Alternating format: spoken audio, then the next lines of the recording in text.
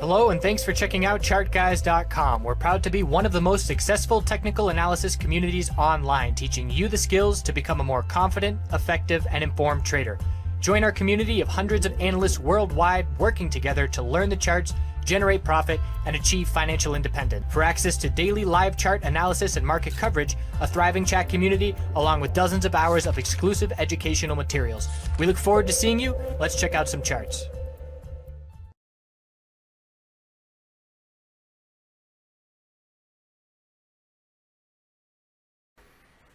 Hey everyone, checking in on the Canadian MJ space. So we have a bit of a bounce attempt out there today in the major Canadian MJ names. And again, we're getting more and more distinct differences between Canadian MJ. They're all looking very similar to each other. There's definitely correlation there. And US MJ, definitely different setups over there and way less correlation among themselves. Definitely still correlation there. Most of them pretty beat up today, but there's more variance in those names than there is in the Canadian MJ names. And in my opinion, that's due to the exchanges we're listed on and the amount of algos and bots and arbitrage and all those things that are going on in the different markets. So checking in on CGC, I played the oversold bounce today. And what I did was make my initial entry shortly after the bell rang, entered at 1985 with full intention of entering a second position in the low $19 range if we kept dropping. So we kept dropping. And at that point, this is where I maneuver around as a day trader and utilize my scalping abilities to just watch really closely. Because what I did was entered my second position initially at 1955. I didn't like the lack of any bounce. I didn't like the weakness in the S&P 500. I exited that at 1956 and said, okay, I still want to have that second position open because the last thing I want to do is be in my two positions and then keep dropping, because at that point I am helpless in the trade and I have to then respect a stop loss. But if I'm only in one of a possible and willing two positions, I don't have to worry about a stop loss because I'm not in my second position yet and I am much more in control of the trade.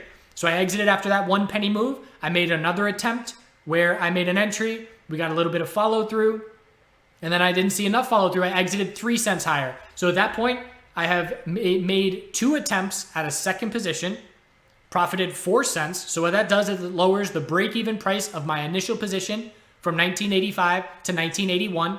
And then I did another entry at 1950, down at after the bottom was hit. And I saw a little bit of a shift in momentum here. I said, all right, let's try it again. Why was I confident with all those attempts? Hourly RSI was in the teens, 15-minute RSI was in the teens, 5-minute RSI is in the low 20, 4-hour RSI was just getting oversold. So all of those reasons are the only reason that I was looking for that second entry and persistent. So I entered again at 1950. I sold that at break even, which at that point, break even is about 1966 or so. So sold half at 1966, let the bounce play out a little bit. Then I saw this move and I said, okay, the 15-minute time frame, I would not be surprised at all to set a 15-minute lower high here compared to the high of the day. The S&P 500 had just bounced significantly at the same period of time. We were due for some consolidation there. That's definitely a little factor in the back of my mind. And I exited the second half of my position in the low 1980s. In the end, it was maybe a 3/4 of a day maker. And that's just being extra cautious, knowing I'm playing against the trend. We did see one more leg up. I would have had a day maker if I was more patient, but I was also trading in a tea house and not at home and was happy with that little gain and back to all cash after that. So I'm back to all cash right now. Didn't swing anything on the hourly time frame. We're struggling to get over the hourly 12-period exponential resistance. Rejected yesterday at the high of the day, rejected this morning, rejected on the bounce, rejected at the end of the day. So again, when you're looking on time frames and you see these exponential moving averages playing out this consistently, if we were going over this level and then back under it and back over it, I wouldn't care about it. But if I can say that in the last 3 days, we continuously have rejected from this level, I'm going to pay attention to it in the short term. So I know that if we can't get over that level, the bulls are not going anywhere as far as their bounce. Remember, we're looking at the 2-day time frame now for a bit more clarity as the bulls are attempting a higher low, but we need an hourly trend change for that to mean anything. For the bulls to prove anything to us heading into November, we have to change the hourly trend, and then we have to see a bull break of 2248 to see follow through on this 2-day time frame. And again, I'm just using the 2-day chart because it's a bit more clear to me as far as trends go than this 1-day chart is. Not by much, but I just like things condensed. When I'm looking for bull flags or bear flags, I like them condensed. It's just my style as far as what jumps out to me for clarity. We could very easily, again, what did I say in the last video? I said that I don't expect to just drop straight below 1789. I expect that if the bears are going to drop below 1789, it will come with a lower high and then a lower low. I do believe the bulls will put up a little fight trying to hold that level. Let's see if that is this little fight, and let's see if it gets any follow through into tomorrow. So Cron on the daily time frame, same lower wick. We didn't hold support. We lost our daily higher low at 806, but there is a lower wick. Have we changed the hourly trend? You could say so with this little higher low and higher high. Again, it's not very convincing at this point. If the bulls can break the high of today tomorrow, it'll be convincing, but due to the size we pulled back, the percentage that we pulled back, I'm looking for a daily lower high here compared to 937, because we would have to see a 15% move to break that resistance from here. And of course, in the sector with the state that it's in right now, that is a less likely scenario than a daily lower high is. So watching for those daily lower highs if this bounce does get some follow through into tomorrow. APHA is trying to form its daily higher low compared to 452. Have we changed the hourly trend? The answer is not yet. Low, high of the bounce was 513. Higher low is 495. Bulls have to break 513 to change that trend and get that daily higher low set. ACB, also trying to hold 350. We held it by a penny. Have to change the hourly trend. If we cannot do so, the bulls prove nothing. Higher low is at 356. Bulls tomorrow have to break 365 to change that hourly trend and maintain this little daily higher low. If we break 350, the odds of a weekly bear flag increase significantly. It's a weekly bear flag right now. The bulls have to prove to us that it's not by getting over $4, and obviously we're a lot closer to a break of 340 than we are to a break of $4 at this point. TLRY, trying for that daily higher low. Hourly trend has not changed yet. Higher low is set. Bulls have to follow through with a higher high into tomorrow. So all Canadian MJ names, the major ones that we just looked at, need hourly trend changes for daily supports to be established. But even after that, most of them will be looking for a daily lower high unless we see some very notable bull volume show up. VFF, I thought about an entry today. Honestly, it's not liquid enough, especially in the morning. It's so slow before we get any kind of liquidity in this name. And just, I would only be trying to make a position entry for 40% of the size that I trade CGC. And I just can't get comfortable doing it. And that's because in the first, 10 minutes of trading, we're only trading 35,000 shares. So if I'm looking for 10,000 shares, I can't try and enter 10,000 shares when, my entry would be 25% of the total day's volume at that point. So there's been multiple days where I've been, the bell rings, I say, okay, let's see if I can get this VFF entry. I watch the bid and the ask, I watch the volume, and I just say, nope, I'm not interested in it. Until we see that volume, I am not comfortable with the ability to maneuver in and out on this name. But it's the same setup on the hourly. Looking for this hourly higher low, and if we break 805 tomorrow, we'll have the hourly trend change and our daily higher low set. And that daily higher low, we're definitely looking for it. So let's see if these bulls can follow through. But again, same setup as far as the hourly chart is concerned as all those other names we just looked at. Hexo, bear flag. If we break 208, it gets confirmed. Bulls would have to break pretty much 250 to try and negate this bear flag.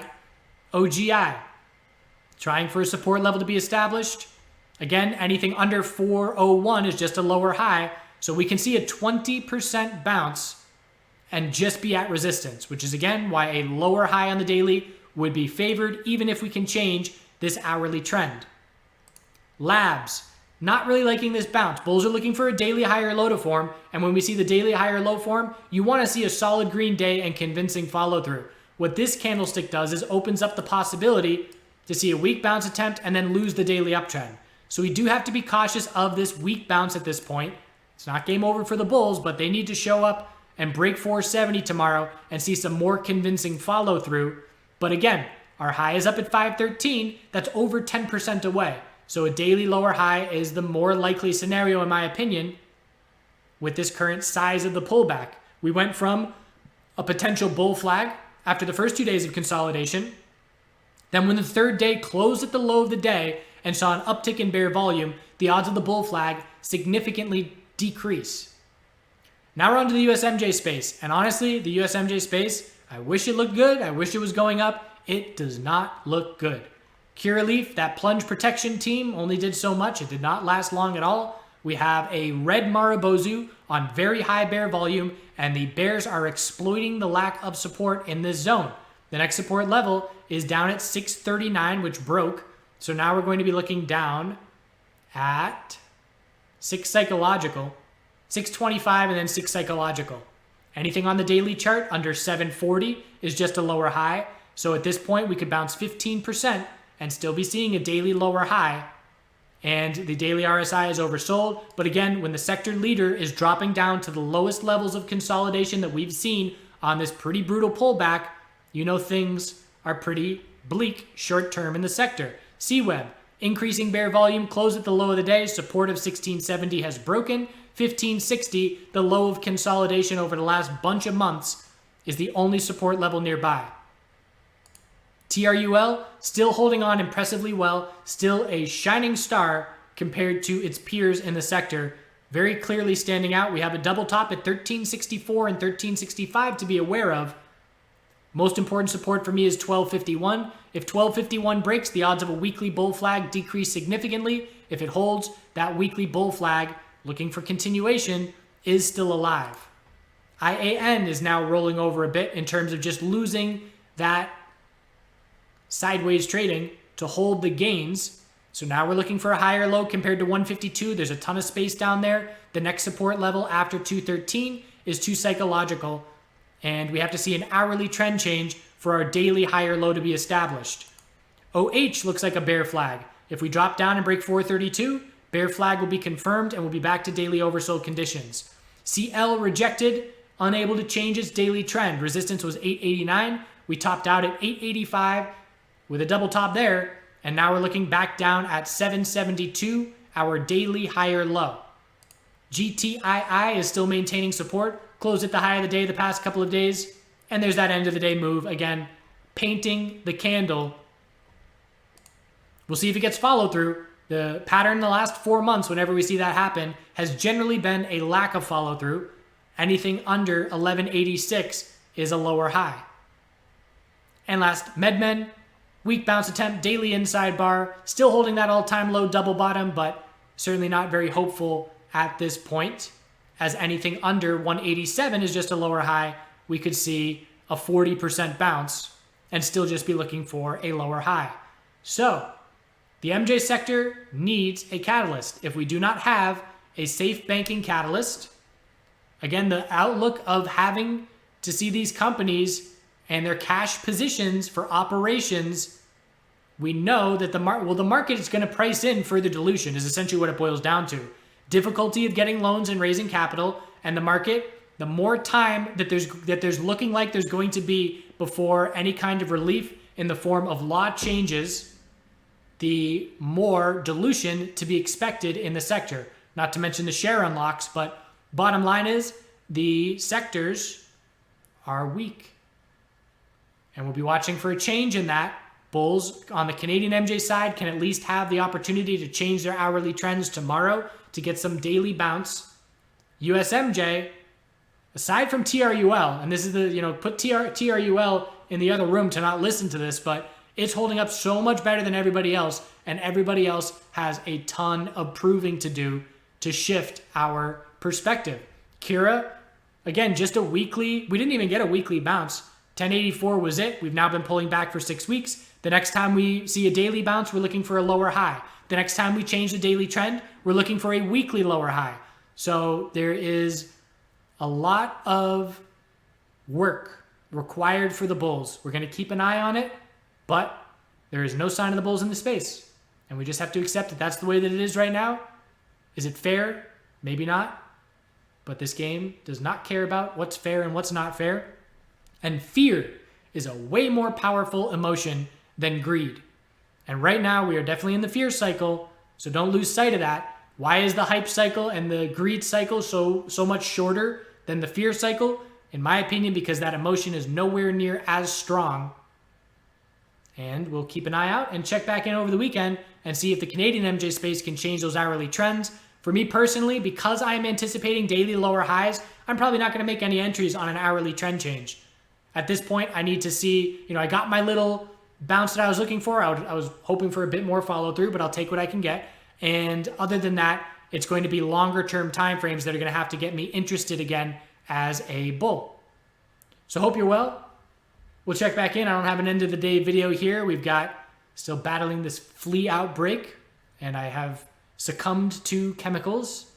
So we'll see how that goes, but lots of vacuuming. I'm getting really good at vacuuming.